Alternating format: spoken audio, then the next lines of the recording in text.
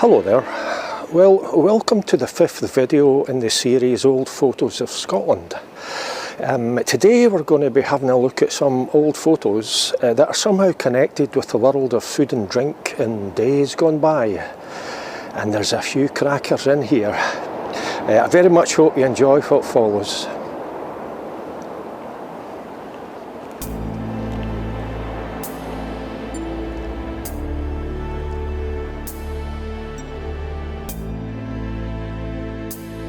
Well, we're starting here at the arched entrance to Stockbridge Market in the Stockbridge area of Edinburgh in 1890. The market was in existence between 1823 and 1906, but sadly this entrance and another on Hamilton Place are all that remains today. Unlike some markets that focused mainly on one type of food, this one pretty much sold everything. Note the shop on the left with the window advert for Fry's Chocolate. It's around 1902, and here we have staff standing outside their butcher's shop located at the foot of the steeple in Falkirk's High Street. In June 1927, lightning hit that same steeple in Falkirk's High Street, causing a major collapse of the top of the structure, which landed in the street below. And what, you may ask, has this got to do with food and drink? Well, if you look closely, you'll see the back of a cart bearing the name Bar. This was delivering soft drinks from Bar's Falkirk factory to shops, cafes and bars in the area. Sadly, the horse pulling the cart was killed by falling masonry. The gods seemed to have it in for the Bar family on that fateful day, as Isabella Bar, who lived beside the steeple, was also hit by falling stone and suffered a broken leg.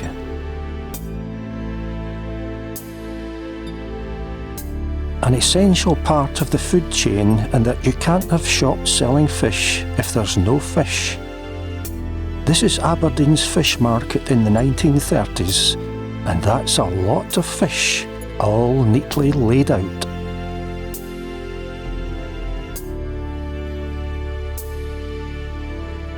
Another fish market, this time in Cockenzie in 1896, and a whole load of women posing for the camera while, presumably, waiting for the fish to arrive.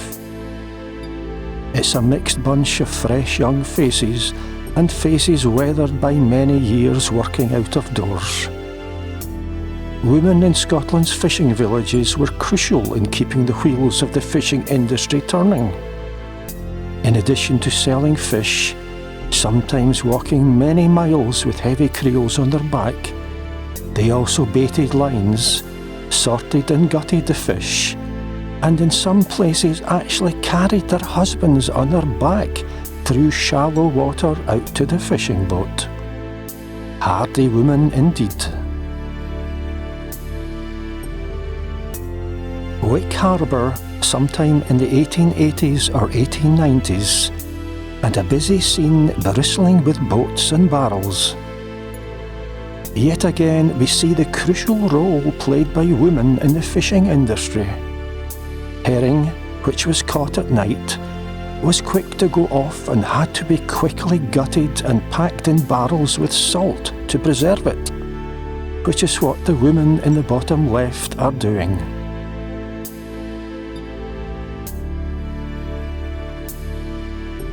Every time I look at this photo, I can't help laugh. Would you look at that wee boy in the middle?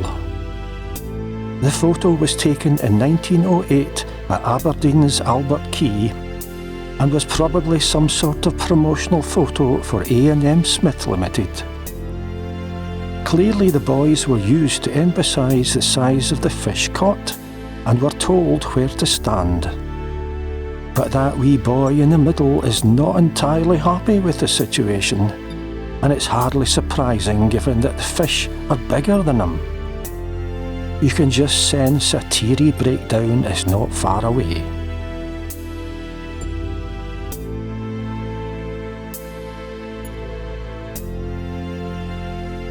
This is the grocery store in Glasgow's Royal Infirmary around 1910, with all manner of goods piled high, like semolina, biscuits and cocoa.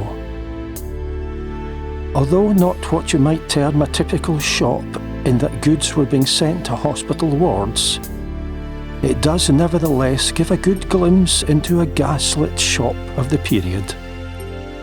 The woman on the right looks mildly shell-shocked, a look that was fairly common when faced with one of those modern camera gizmo things in the old days.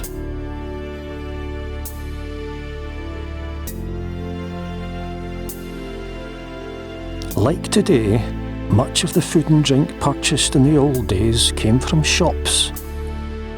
This one's in Glasgow's Gallowgate in the 1920s, and there's just something mildly scary about that very neat window display.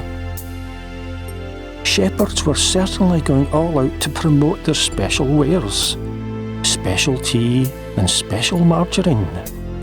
And it looks as if they may have been early pioneers in the buy one get one free promotions, with an extra shilling's worth of biscuits or whatever that is in the window.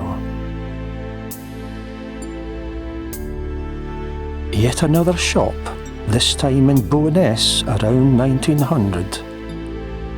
It's a very atmospheric image full of shadowy figures, some children and teenagers perhaps wondering what exactly will happen if they stand there for a while. And amidst it all is a woman in an apron selling lemonade, ginger beer and all manner of sweeties. A very impressive window display in Falkirk's Vicar Street, perhaps around the 1930s. It's one of a great chain of shops all over the country, once owned by Cooper and Company, who later went on to become Cooper's Fine Fare. We can learn a lot from those bygone days with regard to recycling, in that you got money off the Strathclyde raspberry jam if you returned the jar.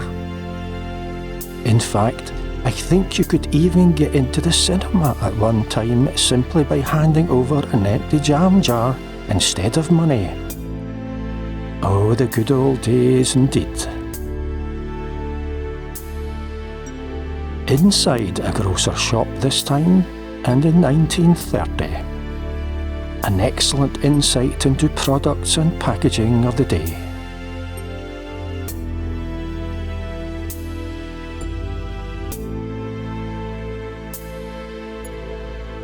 Another very atmospheric shot of buildings long gone.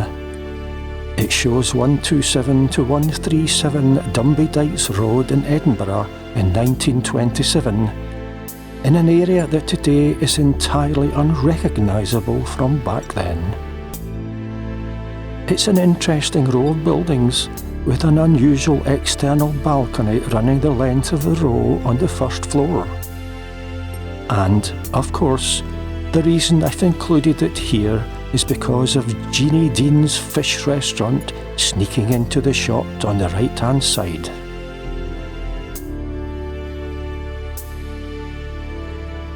A fish restaurant at the corner of New City Road and Abington Street in Glasgow around 1900. A fish supper really just meant a dinner or meal made up of fish with chips. And even today, Glaswegians will ask for a fish supper. The tenement has gone, and the site is now a car showroom on Maryhill Road.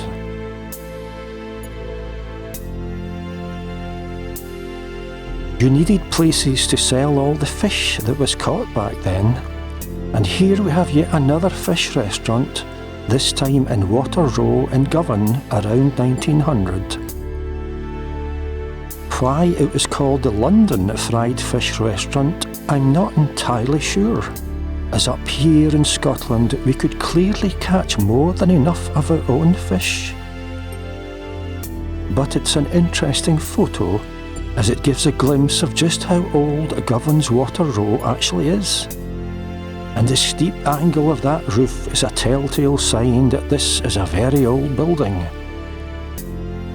Apparently in the late 1700s, the ground floor was an inn, Moses Waddle's Inn, the meeting place of the Govan Weavers' Society, and a fine place to partake of small ale, or ale that was pretty weak in strength, and often took the place of drinking water in days when water from wells could be contaminated with any number of undesirable pollutants.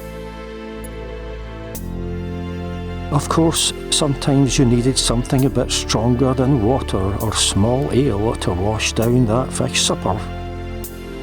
Here we have the McGregor Brothers shop in Dundas Street, Grangemouth, around 1928. An excellent window display for tenants' 90 shillings ale, whitbread beers, whisky, Oxo and Melrose's tea. These days the building has gone and Dundas Street is totally modern. Another place where one might partake of a refreshment, small or otherwise.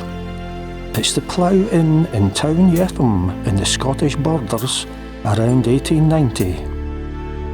All very prim and proper and a great glimpse of clothing of the period.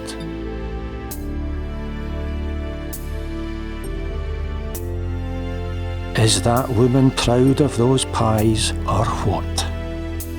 It's Mrs. Wallace's Pie Shop in Hawkhill, Dundee, sometime in the second half of the 20th century.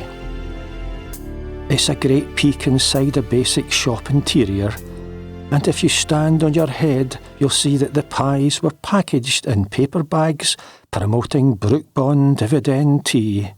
Oh, the good old days.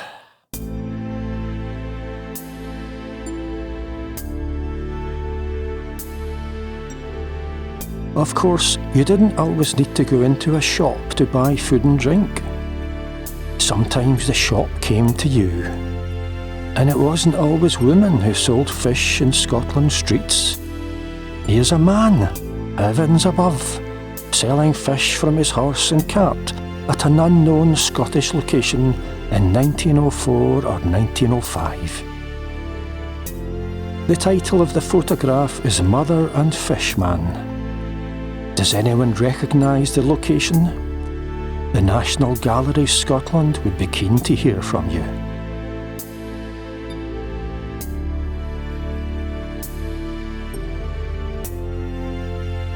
It's the 1950s, and here we have a woman capping bottles of White Horse whisky in the bottling hall at Port Dundas, Glasgow. It must have been a pretty mind-blowing job doing that all day, but I'm sure she always made a good job of it. Inside a sweetie factory around 1918. It's Duncan's Chocolate Factory in Beaver Hall Road, Edinburgh. That's a lot of healthy-looking women and a lot of chocolates. Duncan's were pretty famous for, among other things, Duncan's Walnut Whip. In stark contrast to the last image, this photo clearly demonstrates the use of child labour back in the old days. These are all young girls, and they don't look too happy. It's Agnew's Sweet Factory in Wells Street in the Carlton area of Glasgow in the early 20th century. You can see just how dangerous such an environment could be for children with whizzing belts driving all manner of machinery.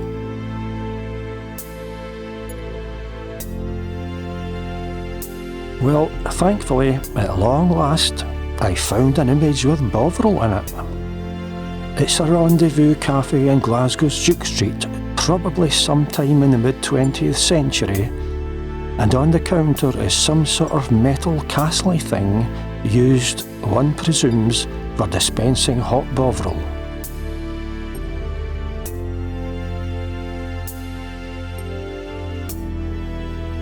A view very familiar to folk living in Kincardine. It's the area around the Market Cross in the 1950s, and a lorry is delivering stuff to the Market Cross Cafe.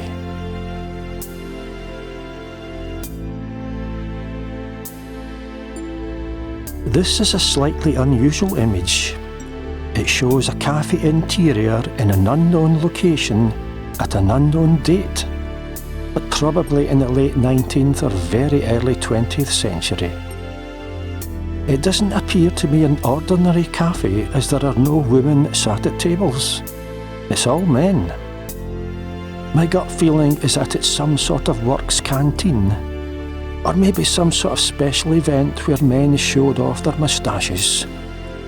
Anyone get any thoughts?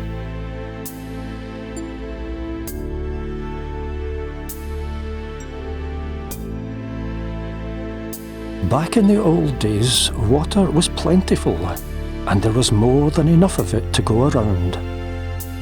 Beautiful cast iron fountains abounded in Scotland's streets and parks. This is Phoenix Park in the early 20th century.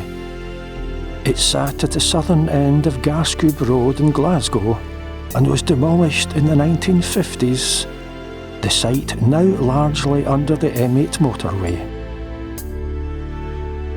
In addition to a very ornate fountain, you can see a drinking fountain with a wee boy in bare feet holding what we presume is his sister so she can reach the water for a drink.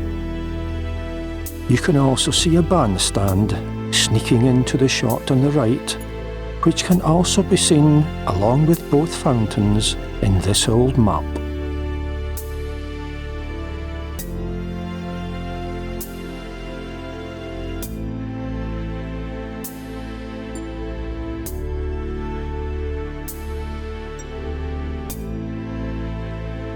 Elder Park in Govan in 1955, and a clear demonstration of man's inhumanity to man.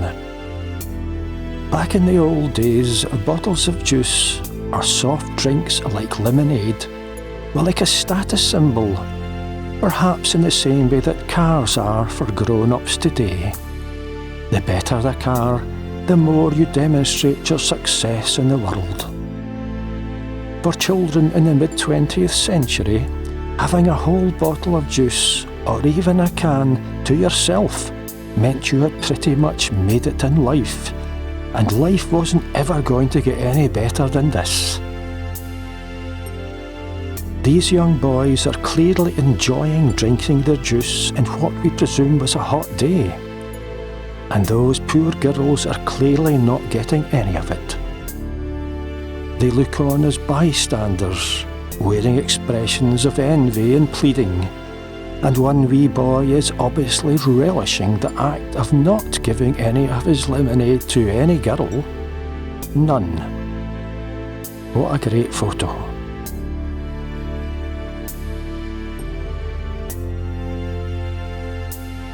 It is often the case that street adverts give us a real glimpse into the world of food and drink in days gone by. Not just the brands, but even the packaging and how some of those products once looked. This is Westport in Edinburgh in 1914, and a tenement gable end full of adverts. You can see HP sauce, which has been on the go since Edwardian times and whose appearance has changed very little. There are other adverts for Combs London Stout, Abbott's Choice Whisky and Nestle's Swiss Milk, a type of condensed milk.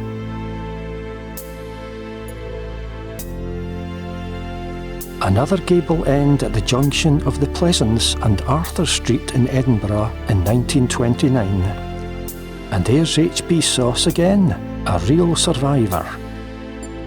Many of these famous brands were long-lasting not just because of the quality of the product, but because of the massive and continuous advertising campaigns that accompanied them.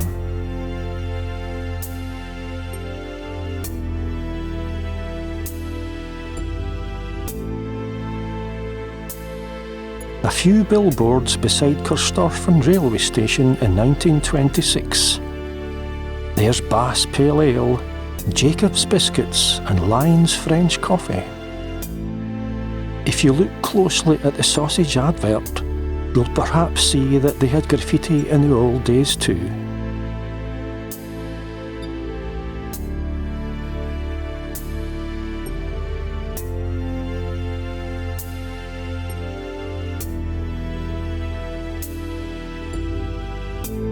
A very interesting photo of the foot of Leith Walk in Edinburgh around 1912.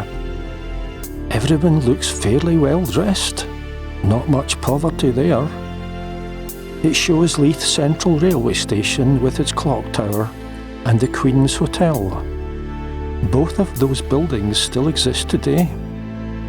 But, of course, it also shows another advert, this time for Cadbury's cocoa on the side of the tram.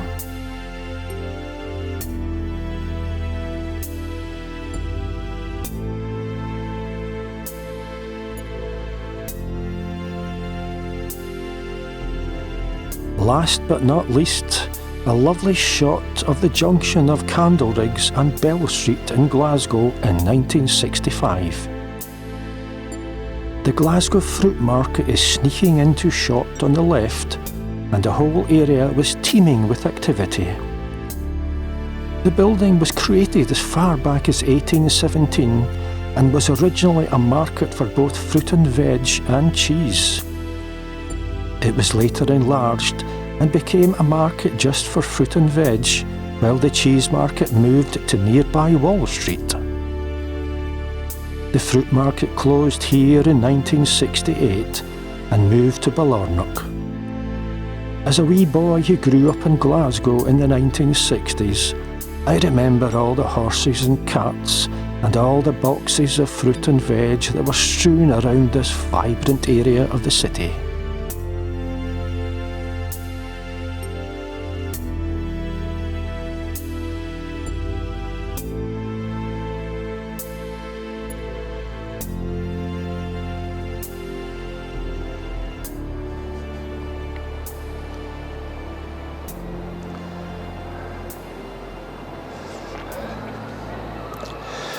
Well, I'm not really that far from where that last photograph was taken, and just behind me, this used to be the cheese market at one time, probably after the other market stopped being a combined sort of green stuff and cheese market and expanded to become just a fruit and veg market, and this would have become the cheese market then. I suppose that was back in the good old days when even cheese had the luxury of its very own market. But oh, how times change. I'm Eddie Burns. Bye for now.